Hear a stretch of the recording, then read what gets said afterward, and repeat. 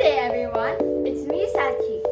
Today, I will show you how to make your drawings flow. Let's start!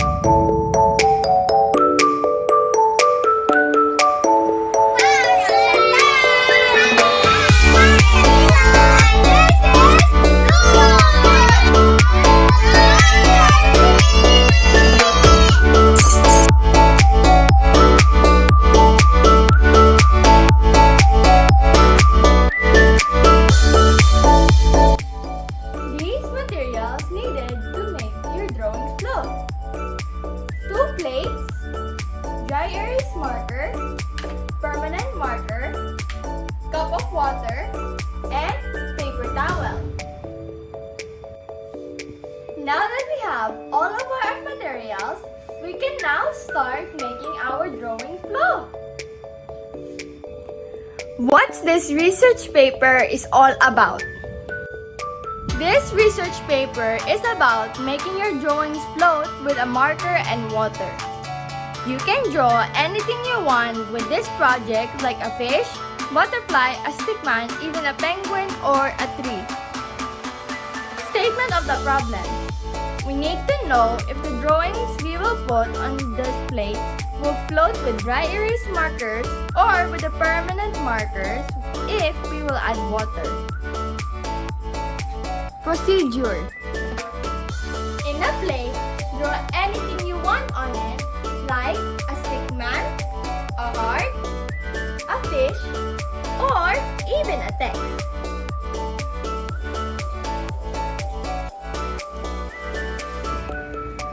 And do the same with the permanent marker.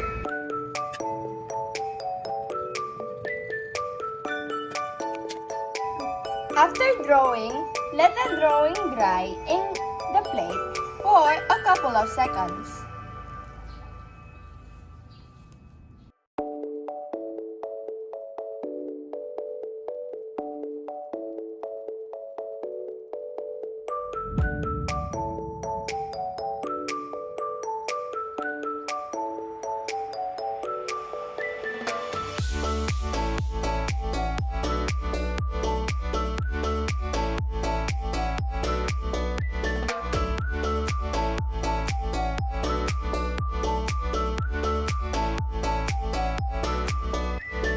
Do you see? The drawings are floating when you're using the whiteboard marker. But with the permanent marker, it just sticks into the plate.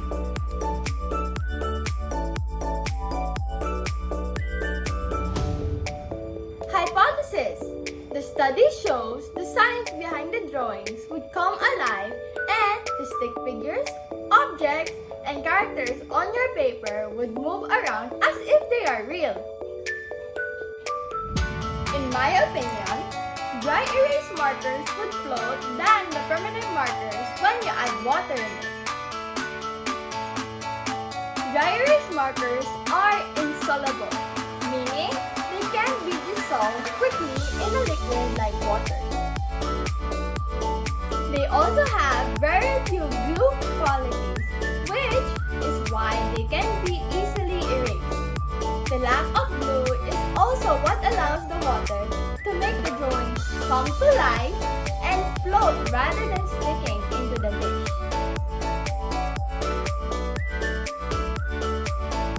Why did I choose this topic? I chose this topic because this topic is nice and simple to do. It is fun to do this experiment so you can bring imaginations to life. What I would change is that before pouring water into the drawing you created, you have to wait it to dry. The result is, the dry erase marker will float when you add water, but the permanent marker will not float when you add water to it. Dry erase markers contain special chemicals as ingredients. These ingredients include a solvent, which is usually some kind of alcohol. This is used to dissolve the color pigments that determine the color of the marker. In addition, a resin or polymer is added, which is the key to making the ink erasable. In a dry erase marker, the resin is an oily silicon polymer which acts as a release agent. It makes the ink of the marker very slippery and prevents it from sticking to the surface of the whiteboard. Look at all these drawings! They're floating!